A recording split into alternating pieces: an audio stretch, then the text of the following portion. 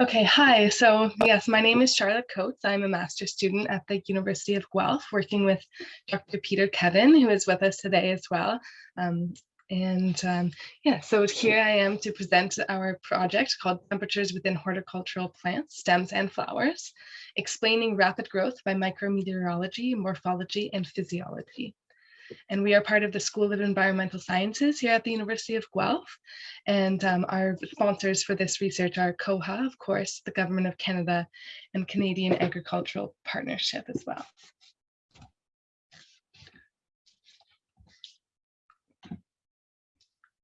Oh, sorry. There we go. Okay. So firstly, I'd like to introduce the topic of endomicrometeorology in plants. So firstly, we know that micrometeorology is the study of the climate near the ground, and micrometeorology around plants is well studied. The atmospheric movements, the wind and convection, etc. In greenhouses as well, this is an important factor that is monitored. Light conditions and radiation are also monitored, especially in greenhouse conditions. Temperature and heat, which is the main focus of our project. Humidity, moisture, and precipitation are all aspects of micrometeorology that are already well studied around plants. But we are wanting to know, with our research question, what micrometeorological conditions exist within plant parts. So firstly, look at this. We start with the unknown, which is some of the atmospheric conditions within plant parts. So this include flowers, stems, fruits, and galls. These have been little studied. So all of these plant parts, there are several others that could be listed as well, are plant parts that can enclose air with hollow structure. Another aspect that is known of micrometeorological conditions within plant parts is the impacts of transpiration. So this causes when leaves evaporate, transpiration causes evaporation, which leads to cooling of the plant tissues. And there's also some studies that have looked into metabolic heating of plants. But with our model, we're looking at a different way to conceptualize heating of plants, which is the micro-greenhouse effect, or micro-greenhouse heating. And you can see this on the left side of the screen, published in 2018. This is the model that we are still using to try to explain the micrometeorological conditions within plants. So we start out with solar radiation coming down and hitting the side of the plant wall. This can be then transported into different pathways. So it can be reflected through the arrows 1. It can be absorbed either into the lumen or further into the hollow area of the plant as well. So this is some that is actually transmitted. And one of the measures we are looking at is measuring the translucence of plants. The absorbed radiation can then be conducted, and once it's been conducted, it can be lost outside of the stem, or it can be transmitted further. And within, this radiant energy can also be reflected or reabsorbed. So there's very many pathways. The radiation can also be absorbed by the atmosphere itself in the lumen, and then can also exchange from the lumen through conduction, convection, or re-radiation. It can transport that energy again back into the plant cells. So all of this combined is the greenhouse effect, this idea of re-radiation and reflection within the plants. Oh, and so some of the heat in the stems is, of course, liberated by radiation. It doesn't get trapped forever and just accumulate. So it's liberated by radiation or conduction to the environment. Some is also conducted down the stem into the roots, into the soil, through the phloem and the xylem. And then some energy is, of course, used in photosynthesis and metabolism, which is not shown here, as that's more on the cellular level. So our methods that we're using to monitor these, of course, it's very difficult to get several instruments inside a plant at the same time. So we've been looking at them separately in the same plant. So the methods that we are using to analyze the mechanisms of heating in closed flowers, fruits, and stems, include temperature measurements.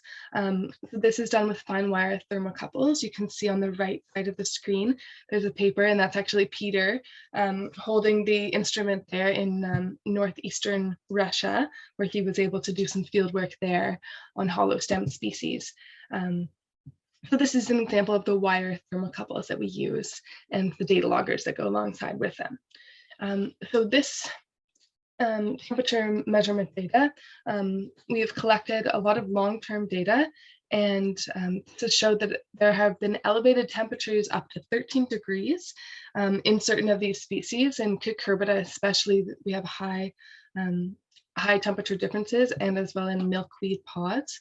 In Gerbera, amaryllis, daffodil, physalis, Japanese knotweed, Phragmites, sweet pepper, we have observed elevated temperatures in these plants as well, and I'll go into the details more. We've also made shape and form measurements, so we have physical dimensions, and we've collected over 500 plant specimens in our plant catalog. We have some of the same species in there, so they're not all distinct species by any means, but we've collected plants throughout their life cycle. And we've also looked at growth rate measurements on model organisms, reflectance and absorbency spectrophotometry.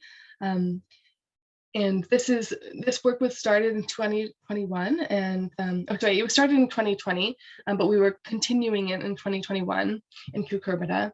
And we've done some histology, analyzing the cellular structure of the plant stems mostly. Although we haven't been able to do this with using an electron microscopy. We're hoping to get access. There's one on the University of Guelph campus, but as we know, the restrictions have not made this easy. We have been able to successfully use our infrared thermography, however. So this is an aspect of our project that has been quite successful. We've used the thermal camera and horticultural methods for improved accuracy of plant surface temperature, and this method is presented in our publication Byerley et al. 2020. Ryan Byerley, who is involved with this project, he's since moved on to other things, but he is in the engineering department, and he was able to be a very good resource for us when we're looking at improving the accuracy of the surface temperature measurements. And now we have also, we were hoping to do thermal conductance experiments, again with Ryan. He was going to be a key part of this, but these were on hold, and as he has left the lab, that work has not continued. But this year we were able to expand our model organisms to include grasses. As we've heard from other presenters today, grasses are an important species to be considering, and there are several of them that are considered ornamental.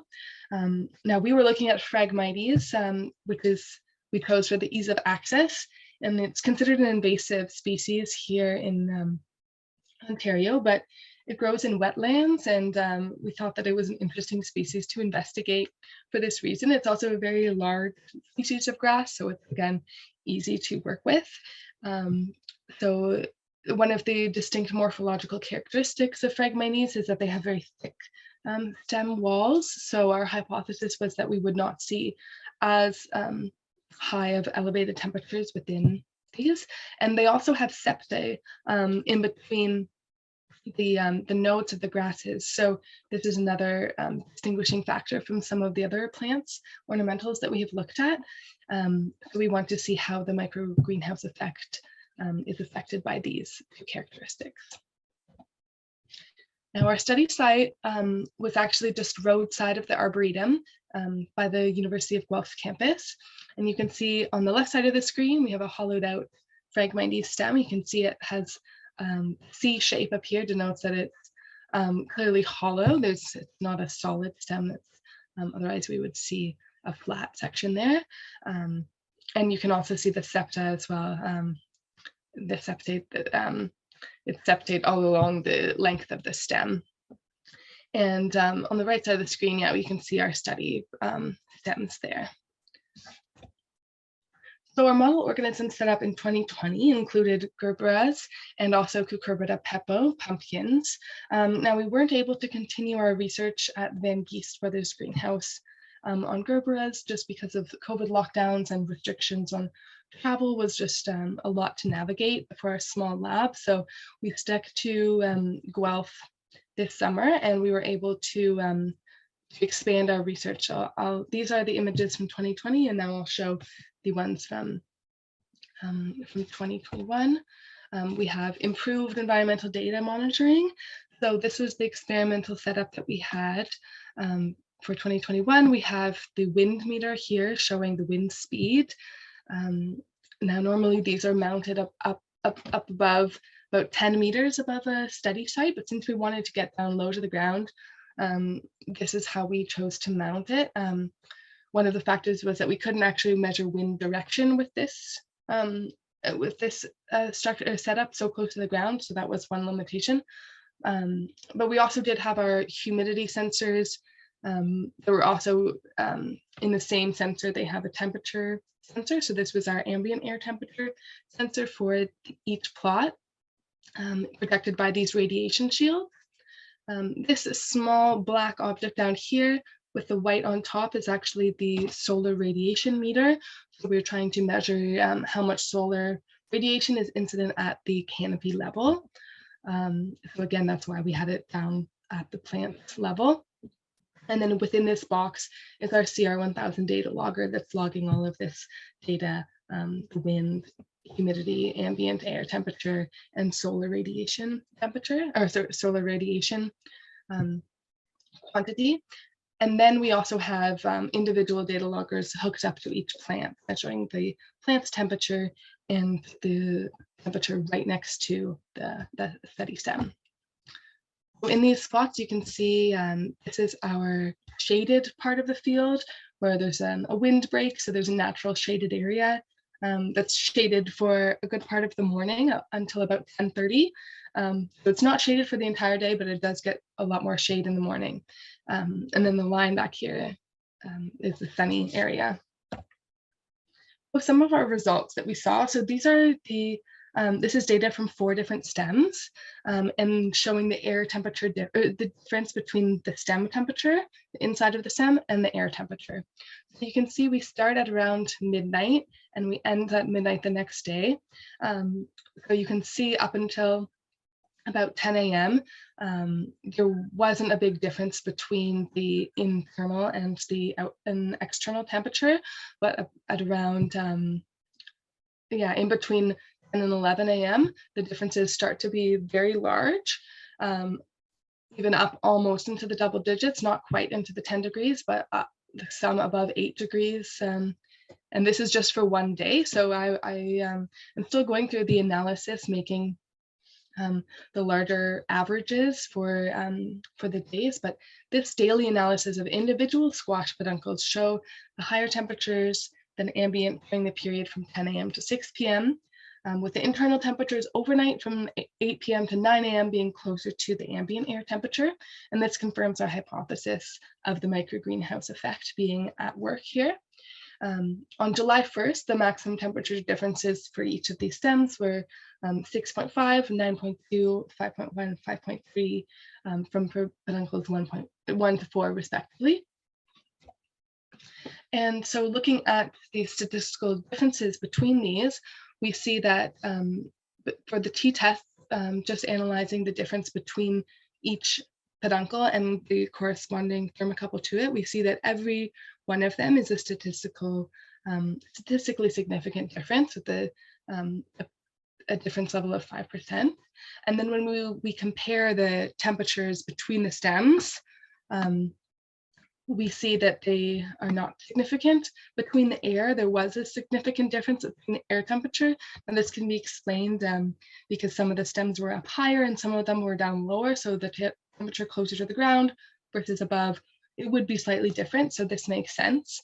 And the differences between the stems also are statistically different.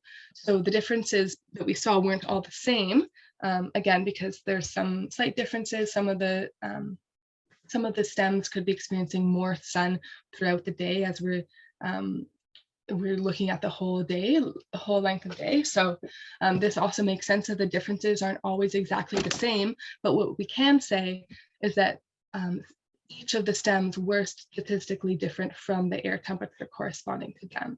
So this is the most important takeaway for us, that the 4 study peduncles, they were not statistically different. So that's good. We know that we were getting accurate stem temperatures, and the ambient air temperatures were also, oh, sorry. Okay, I already repeated that, so I'll move on. So we also had a study site grown in Lakefield, which was a joint research site with Dr. Susan Willis-Chan. And this site, we had more decorative varieties. The other site were mostly large pumpkins. So here we had decorative gourds, one type of butternut, acorn squash, zucchini, and Hubbard. And you can see from our different plots. Now, these aren't all the different varieties, but these are the different yields from the different plots we had. So some of the issues we face with this project was the study site was very far from Guelph, and we were working on it with another researcher. And as you can see, the seeds were not treated with neonicotinoids, as they're doing a project on squash bees and how they are vulnerable to insect pests. So we couldn't use these on the study site. So it may not be as similar to a conventional setup. And because of this, there were a large number of cucumber beetle pests. And there was also a lot of competition pressure, as there was, we didn't have enough resources to maintain weed-free plots at this research site, just because it was only myself and one other summer student handling everything, and we were mostly located in Guelph. So we were hoping to look at how the temperature actually affected the yields of the different species or of the different varieties here. But because of the inconsistent yields from the plants, we weren't able to determine these temperature effects, unfortunately. Now we'll return a little bit to another aspect of our research, which is looking at the light that's inside of plants. We know that plants, of course, they alter their the light environment in order to optimize their the light for photosynthesis. So this is one of the aspects that we are very interested in how much are plants able to alter the light coming in. So we have been able to use this spectrometer to show which wavelengths of light are present inside the stems. You can see there's a dip in the IR spectrum in the red wavelength, because this is what's used for photosynthesis. And we've been able to set this up out in the field. You can see here my laptop on the table right next to our study site, and able to cut the large squash peduncles and put them over top of the spectrometer. And now another aspect of our work this year has been some outreach. So I've created this poster presentation, which I presented at the 22nd International Congress of Biometeorology. This was an online webinar presentation, so it was a good opportunity for me to present this to other researchers who are looking specifically at temperatures and biometeorology in relationship to plants and agriculture in my group. So this was a great opportunity for me, and I got to share the work that COHA has been supporting here as well. We have also published a video that's available on YouTube, which is an easy, accessible video that's available for people to try to understand the phenomenon of micrometeorology in plants. So we thought that this would be a good thing to put out, as we know that some peer-reviewed journals are not accessible to everyone. So we thought that this would be able to reach a wider audience. And now we also had Rita, who is working with us from COHA, who wrote this wonderful article for us in the COHA Connections research. So I thought I'd highlight that as well as part of the Floral Daily newsletter. So this was a great thing to be able to collaborate with her on as well. Okay, so in conclusion, how we've been able to understand the microgreenhouse effect. Our model has shown that we can predict how a hollow stem's internal temperature may be affected by the ambient air surrounding the stem, solar radiation, and the plant tissue properties. And we hope that our results will be useful to growers and for their environmental management plans. And this could also provide a theoretical basis for the effects of extreme weather conditions on hollow-stemmed plants. I'd like to thank you again. Thanks to COHA for hosting this webinar today, and to our other sponsors as well. And now I'd like to ask if there's any questions or comments. So thank you.